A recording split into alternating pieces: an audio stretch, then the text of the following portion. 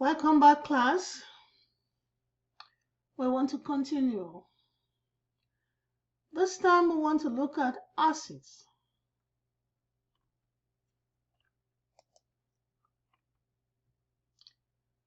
Acids are molecular compounds that form hydrogen plus ions when dissolved in water.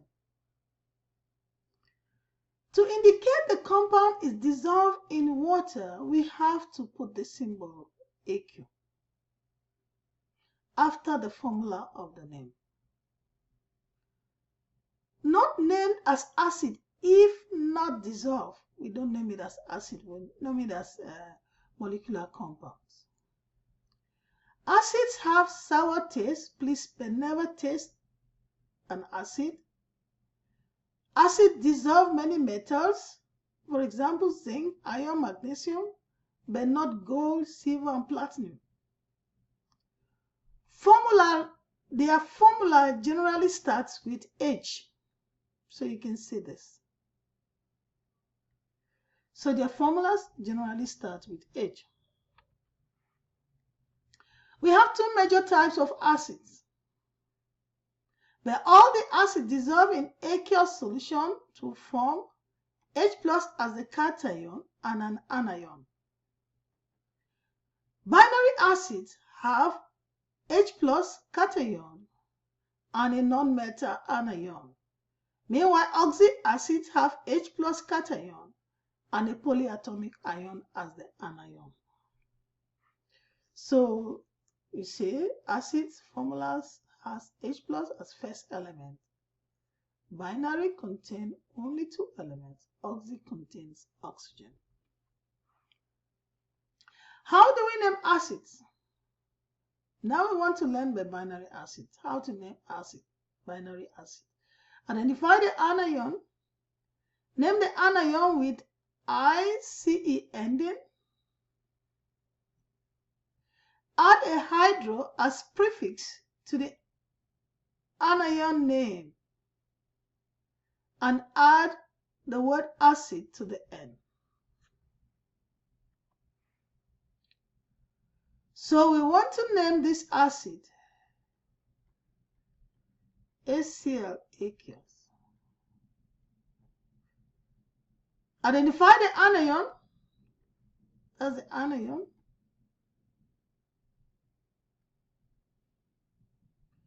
The name of the anion, change it to end with ICE. So change this to ICE. So this changes to ICE. So we call this chloric. Then add the prefix to this chloric. Which is hydro. So it becomes hydrochloric. Then add acid at the end. So it becomes hydrochloric acid.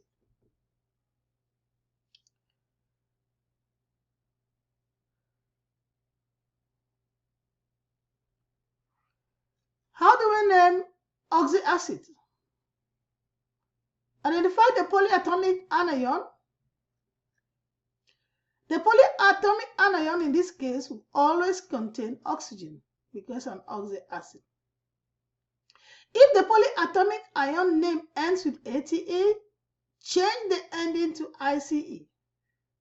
If the polyatomic ion name ends with ITE, change the ending to OUS. Then add the word acid at the end of all the names. So let's name this acid.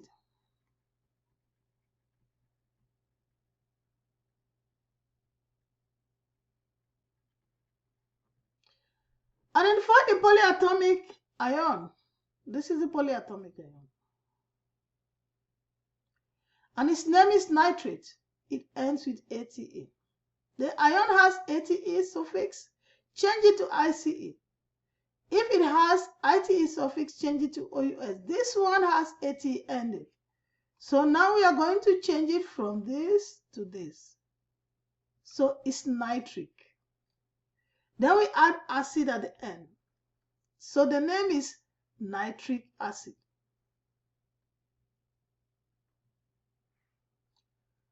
Let's take another example. HNO2.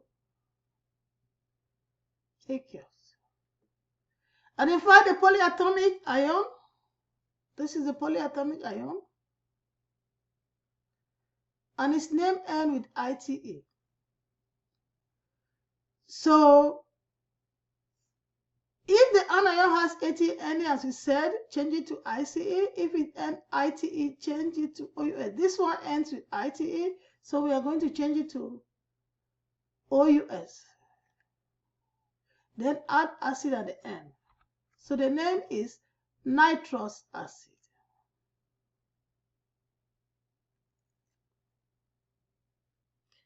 Let's take another example.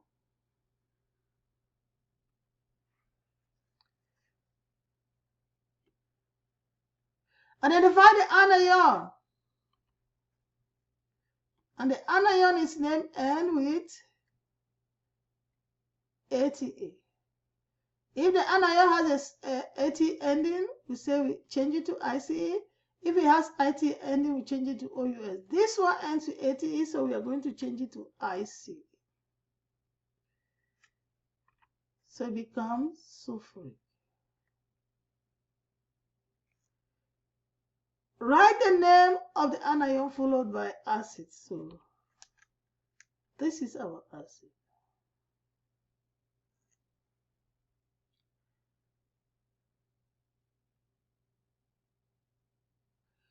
Let's learn how to write the formula of acids. Because you have to know, if you should be able to know how to write the name of an acid from its formula and the formula of the acid from the name when given. When name ends in acid, the formula starts with H. That's the first thing you have to know. So hydro prefix means we have a binary acid. No prefix means it is an oxyacid. So take note. So locate the cation and the anion. In acids, the cation is always H+.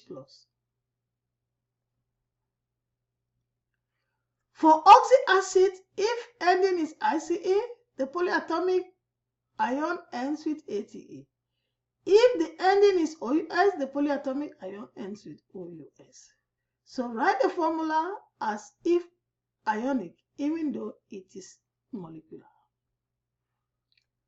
So we want to write the formula of hydrosulfuric acid. Write the symbol of the cation and its charge. All acids, the cation is H+. Write the symbol of the anion and its charge. Hydro means it's binary. So that's its symbol, binary. It has only 2 elements. Switch the charge without sign for each ion to subscript. So we switch.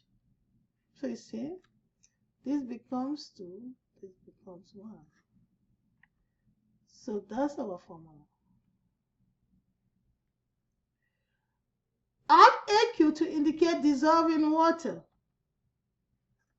So now we have it. Check that the total charge of the cation cancels the total charge of the anion.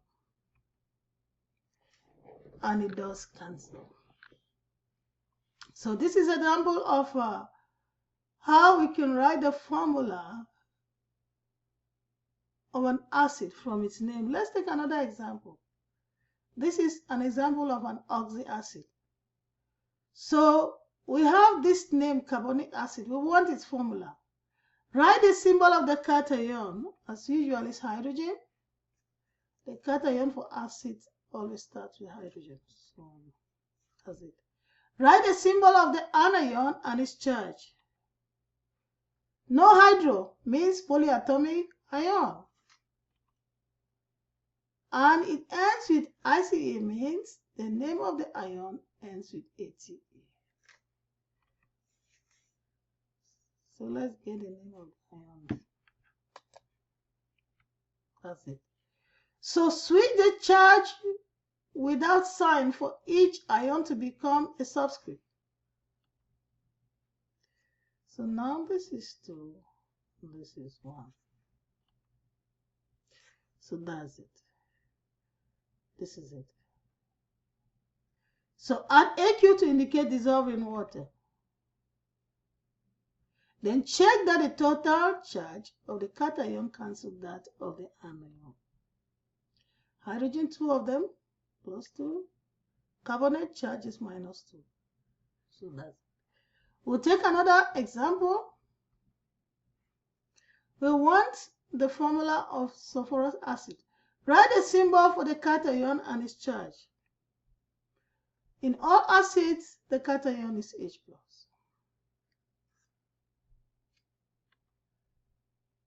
Write a symbol of the anion and its charge. No hydro, it means it's a polyatomic ion. And OUS means the ion ends with IT. So that's it. Switch charge of each ion to become subscript for the other. So you switch. So now you have these two, put parentheses, and put 1. So that's it. Add AQ to indicate dissolve in water. Check that the total charge of the cation cancels the total charge of the anion. So when we do that, we have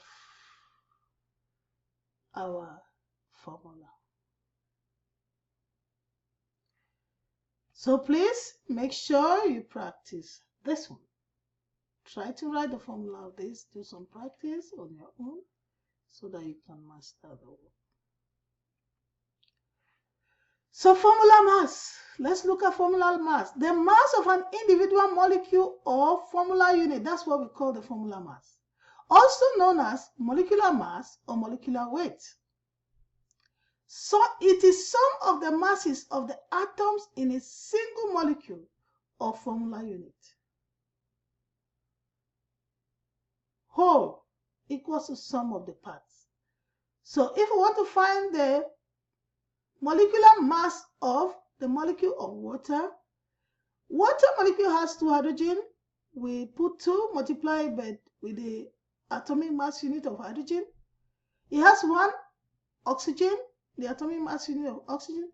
So the formula mass for, or molecular mass for, water is 18.02 because we add this and this. So this is.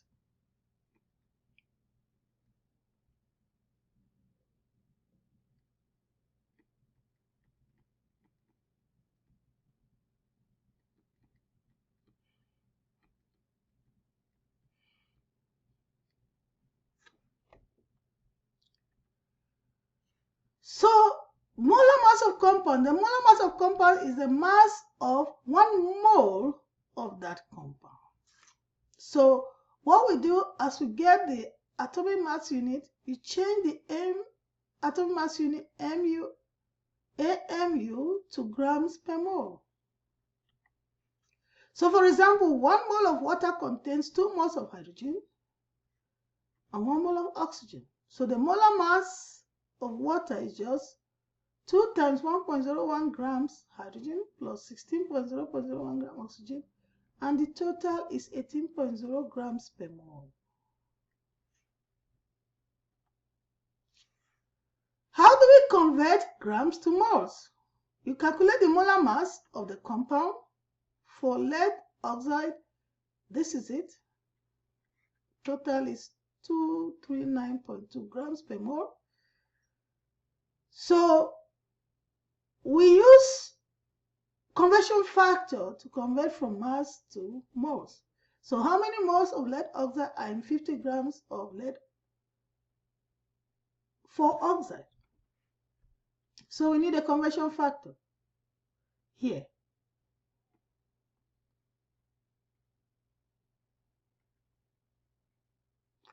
Which is the molar mass. We're using the molar mass as a conversion factor. So you see, this is the molar mass. That's a conversion factor. And our answer is 0.209 moles per liter. So, because we know that 1 mole. So this is it.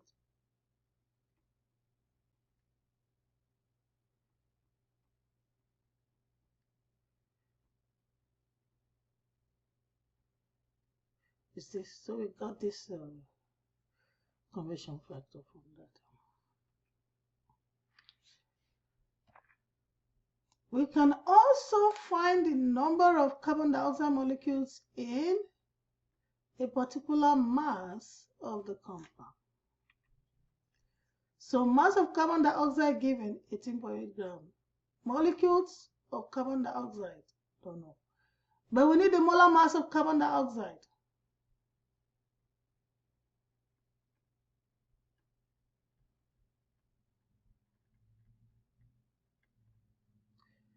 Equals to 1 times 12.01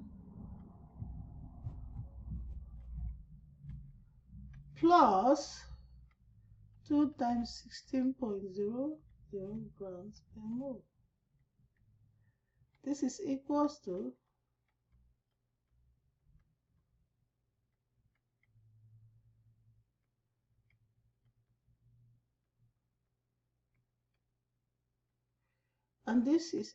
2.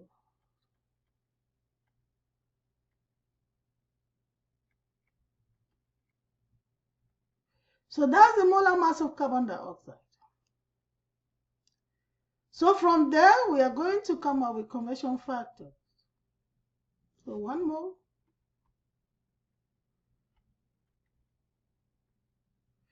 So the conversion factor is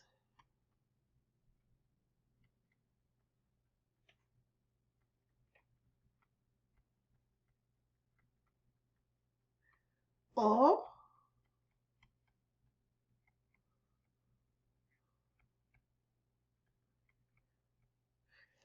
so after we have gotten these conversion factors, we are going to choose the one that will help us. So we have that conversion factor. Then we need this other conversion factor.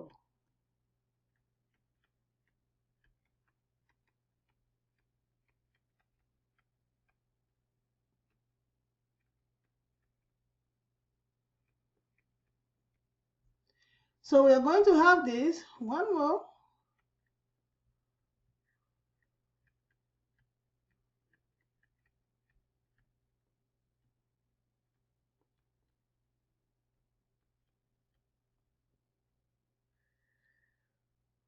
or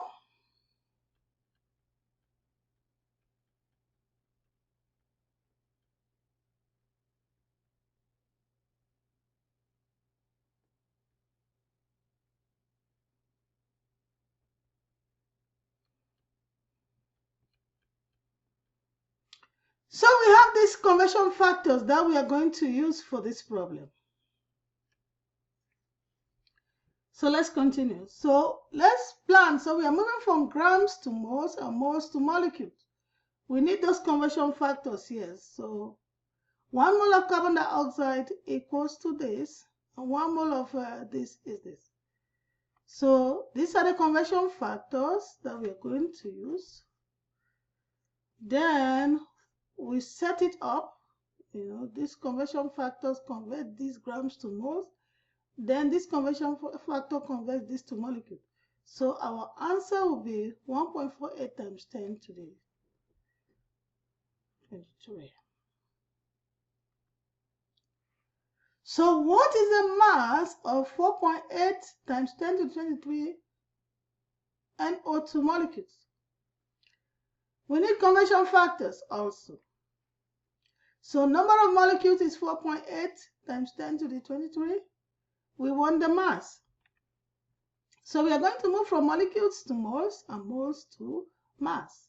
We need the conversion factors. So 1 mole of NO2 will give is 46.01. This is the molar mass. And 1 mole of this is 6.022 times 10 to the 23 molecules. So we put the conversion factors, molecules to moles, we use this conversion factor, and moles to mass, we use this conversion factor. Then we set it up, and we will notice that the mass of 4.78 times 10 to the 24 NO2 molecules is 365 grams of nitrogen oxide. We want to look at percent composition now. Percent composition. The percent is the percent of each element in a compound by mass and can be determined from the formula of the compound, the molecular formula of the compound.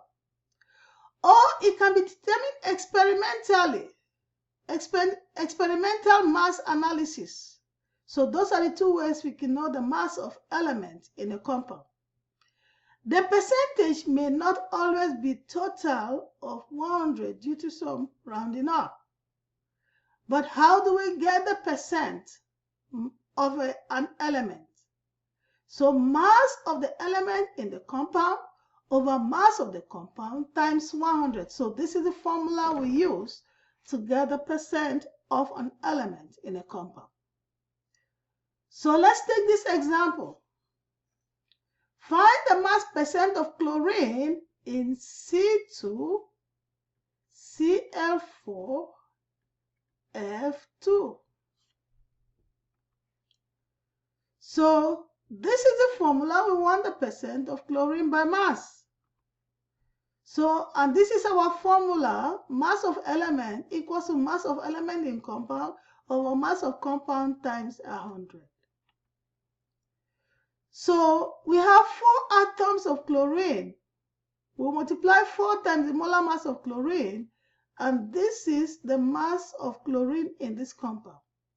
Then the molar mass of C2Cl4F2 is 203.8 grams per mole. So the percent of chlorine is just the mass of chlorine over the molecular mass of the compound times 100. And in this calculation, the percent is 69.58% of chlorine in this compound. How do we use percent as conversion factor? So mass percent tells you the mass of the constituent element in 100 grams of the compound. So if we have 58.64% of chlorine by mass in CCl2F2, this simply means that in 100 grams of CCl2F2, 58.64 grams is chlorine. So to write this as conversion factor, 58.64% chlorine in CCl2F2 is just 58.64 grams of Cl in 100 grams of CCl2F2. So this is the conversion factor. So you know conversion factors is two ways. We can write it this way or the other one. Or 100 grams CCl2F2 over 58.64 grams Cl. So this is the second one. So that's how you can write percent as conversion factor.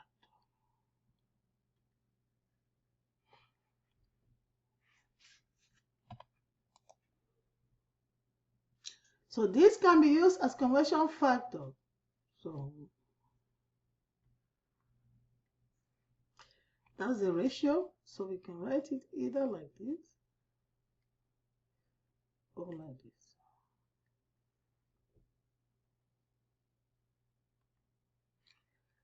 So let's look at an example. Find the mass percent of sodium in table salt.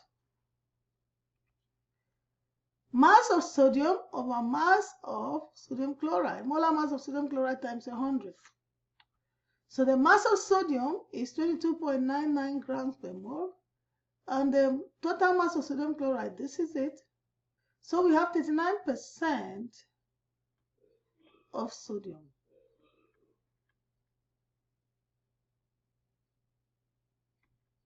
In sodium chloride. Find the mass of table salt containing 2.4 grams of sodium. In this case now, we are going to use percent as conversion factor. So that's it. So this is the ratio. So that's our conversion factor. So we are using this percent, we are using this percent as conversion factor. This is it. So the conversion factor we got here is this. So now we can use it for our calculation. And that's our answer. Let's take another example. Butane is used as liquid fuel in gas lighters. How many grams of carbon are present within a lighter containing 7.25 milliliters of butane? Density of butane is this. So please, you need to practice conversion factors. I'll do this, but I'll expect you to do it again at home. So our plan is to convert the volume of butane to mass of butane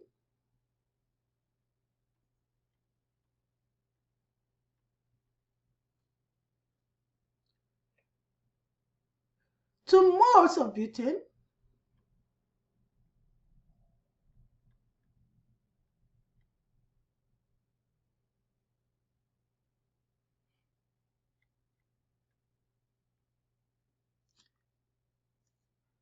volume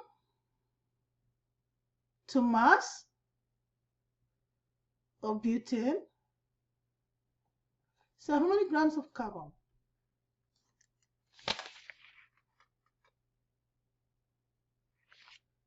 So we have to convert from mass of butane, from volume of butane to mass of butane, to moles of butane, to moles of carbon, then to mass of carbon. So please practice this at home. You need conversion factors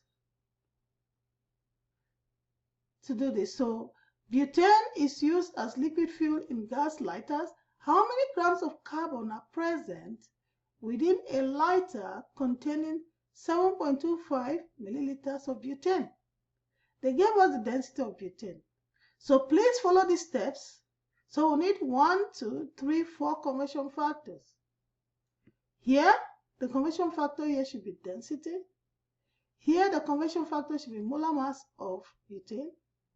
Here, the conversion factor, you convert it to number of moles of carbon. Then you convert it to mass of carbon. So please, when you go at home, follow those steps. And if you have any question, please send me an email. Empirical formula is the simplest whole number ratio of the atoms of elements in a compound.